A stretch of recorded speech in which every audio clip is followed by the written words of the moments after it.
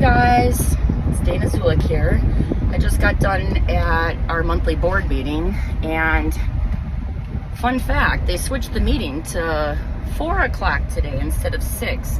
I thought it was bad enough that they were going from 7 down to 6, but I guess they make it 4 o'clock now. It seems to be more convenient for them, although I was one of, I believe, 4 or 5 residents that came in at 6 o'clock, because that's what time meetings usually are. But it's always something with these people. I was not allowed to speak for my 3 minutes, although I requested it. I did request from the village president for 3 minutes. He said that I missed my time. There was no overflow, so they weren't going to be accepting my comments. He said he'd be happy to talk to me after the meeting, so after the meeting, I did not want to talk to him personally. I just started speaking. The issue today has to deal with my marital status, right? Seems so petty. The prefix of a name, Miss, Mrs., and Ms., to some folks is not a big deal, but I'm what I like to call an actual conservative feminist. I am not the bra burner type of feminist, although if you want to burn your bra, fine by me. That's I'm much more libertarian. I consider myself a libertarian, but I vote Republican. I don't want to make this channel a lot about politics as far as party, because I'm concerned for our country. I'm concerned for Democrats. I'm concerned for libertarians, independents, Republicans. I'm not here to get into a cancel type culture mentality, because that has served us no good, people. No good. But yeah, I vote Republican, and I'll admit that. So basically tonight, there's been this long history with the village administrator in Richfield. His name is Jim Healy, and he's just unprofessional. He is just real catty. It kind of like reminds me of like a teenage girl type of, way of conducting himself. Real petty. And so I went through a pretty contentious divorce years ago, and while I was still married, before we even got separated, Jim Healy thought it would be cute to refer to me as Mrs. Zulik in meeting minutes, and I gave him the benefit of the doubt. That ship's long sailed. I don't give it to him anymore. But I gave him the benefit of the doubt at the time, and I said, I would like to be referred to professionally as Ms. Zulik, because, well, it's really super old-fashioned, right, to be referred to by your marital status. Like, I am not, like, just my husband's wife or ex-husband's ex-wife, right? I'm a lot more than that. I'm a person. And he agreed to do so, but then afterwards, continued to do it. Thinks it's cute. Fast forward 8-9 years later, he does it again. I'm not even kidding you. So, I explained how I didn't appreciate it. I explained how, sorry, I'm a little revved up right now. I explained to them how he had circulated an unredacted police report when I was going through my separation, and the sheriff's department had to change policies because of it. I just want to be treated equal, guys. And you know what? I realize it's been almost a decade now of a battle, and I know it's not going to be perfect, okay? I get it. There's a lot of history there, but it doesn't matter. In our country right now, our rights are being chipped away at one by one, by one, by one, by one, and it's not okay. These people get into power, and they think it's okay to just treat people differently because they don't like them. And I'm here to tell them that that's not true. There was another fellow vet that was there, and one of the comments that I had made was that, things do get really hard for me.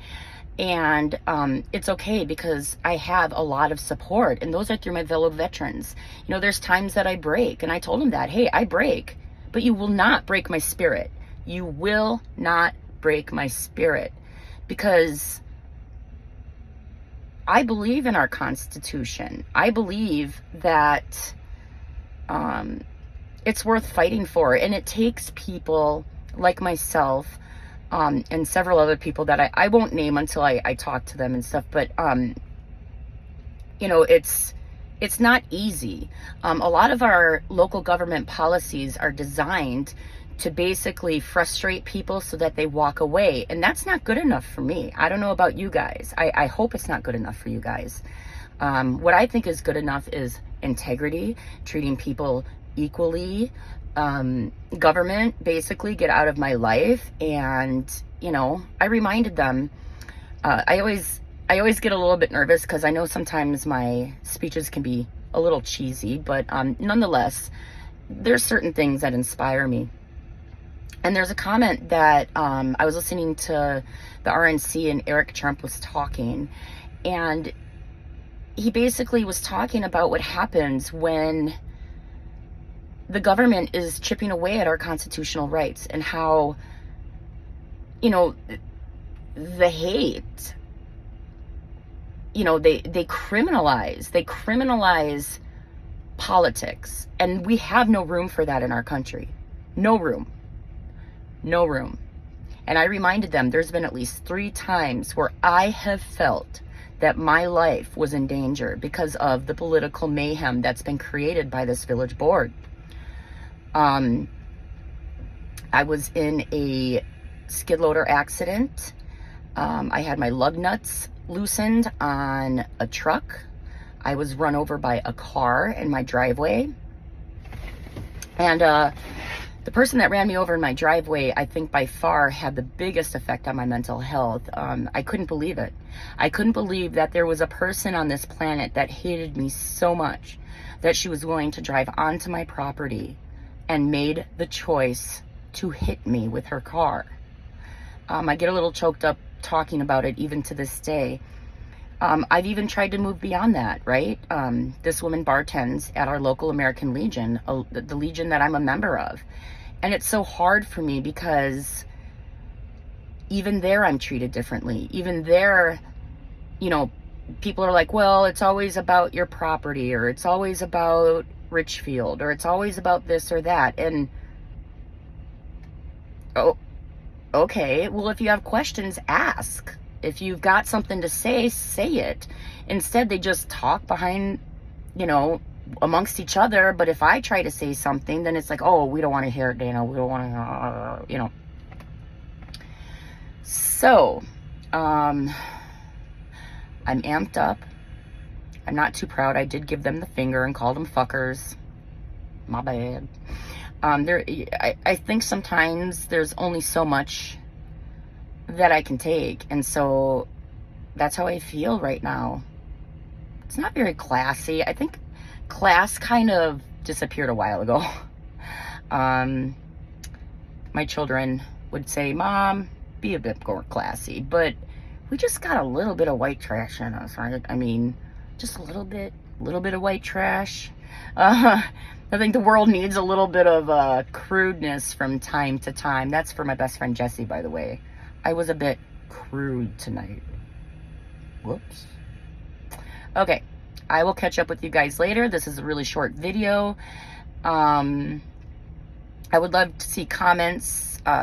Oh, real quick too, I want to sincerely apologize for the first few live shows I tried to do. I am learning. I went on a vacation. I had a lot of fun. Probably should have started doing the YouTube channel after my vacation and when I'm set up, but I kind of like the just sort of fly by the seat of my pants, talking to you guys like you're sitting here with me. It feels more comfortable for me. But as I mentioned before, I was a professional photographer, and I'm looking to start doing that again. So visual and audio quality, visual mostly, but I know audio goes with the video, is very important to me. And so hopefully over the next year as this channel is growing, it's in its infancy right now, you're going to see a lot more professional backgrounds. But for right now, these are kind of my little